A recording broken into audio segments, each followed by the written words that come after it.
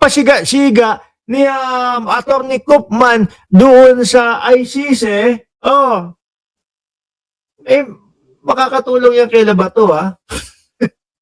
Hindi, pero tingin ko kapag ka naipasok mo doon, mukhang wala nang labasan, no? Hindi ka man si dating Pangulong Duterte, hirap na hirap nang makalabas. Yung mga kampo ni Duterte, pag nasa live natin, tinatanong ako, Mark, ano na nangyari doon sa presidente mo? Yabang-yabang ko daw. Sabi ko, ayun, presidente pa din. Pag binalikan ko naman, tatanungin ko, oy, ano na nangyari doon sa dating presidente? Nagagalit, napipikon. Isa lang ho naman kasi ang sagot doon. Ayun, nakakalaboso pa din, nakakulong pa din. Di ba mga DDS? Nakakulong pa din. Ano sabi dito ni Koopman? Sabi daw sa ICC, I ask you to let Rodrigo Duterte return to the Philippines. Bakit naman? Okay na yan dyan. Alam nyo, mga kababayan, dapat nga itong mga DDS natutuwa ho, no? Na nandoon ang dating Pangulong Duterte sa ICC. Bakit po? Kasi dito, lagi nilang sinasabi, naku si Marcos ang presidente, kalaban ng mga Duterte.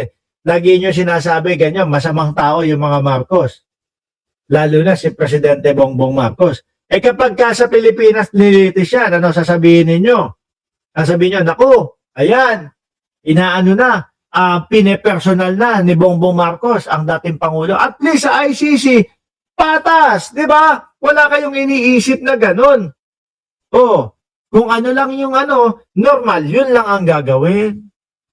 Kaso, yung abogado nyo yata ang may problema. Mga DDS, yung abogado ninyo, parang roller coaster no? Kung saan-saan pumupunta, ang daming pasikot-sikot. Keso interim release. Diba?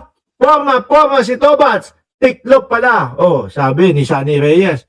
In his closing statement, Nicholas Koopman beg, nagmamakaawa na the ICC judges to let Rodrigo Duterte return to the Philippines not to govern, but simply to live out the rest of his days in peace in his humble dwelling in Davao. Nako. Ewan natin kapag paghuhukom na ang humarap.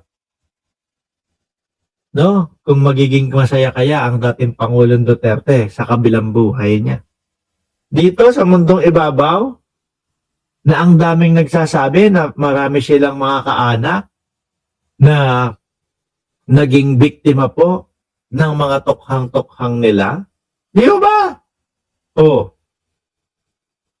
Yan ang pagka nagkahatulan na ho. Duterte, the former president of the Philippines, is detained in the ICC and is facing 3 counts of crimes against humanity charges following his bloody anti-illegal na ipinagbabawal na gamot. No? Govern record shows that around 6,200 suspects sa ipinagbabawal na gamot ang namatay nung panahon ni dating Pangulong Duterte, while human rights organization says that the number reached up to 30,000 due to unreported related death. Biruin nyo yun, no? Tapos kapayapaan, tapos due process yung kanilang mga hinihingi ngayon.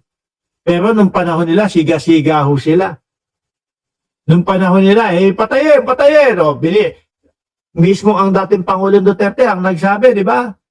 Na binubuyo nila. Na, kumbaga, suspect pa lang, patay na. Ba't ba ganyan yung mga usapan nyo dyan? Usapan burat. Ito, napagsabihan naman si Koopman, mga bossing, no? Makulit din kasi itong lawyer ni dating Pangulong Duterte. Siguro patuloy at paulit-ulit niyang binibigkas. Sinasabi yung mga biktima o kaanak ng mga biktima or kung whatever. Kasi sinasabi sa kanya siguro na huwag mo ngang sabihin yung pangalan or whatever. Diba? Pero tuloy-tuloy lang si Koopman. Sabi, Mr. Koopman, please proceed and you must respect the Chamber's decision regarding reduction. Pagtatanggal, otherwise, I will be obliged to interrupt you each time so as to protect victims and witnesses. Siguro gusto niya talaga ipangalandakan. Ito yung mga nagrereklamo. Di ba? Ganyan naman sila, mga kababayan, no?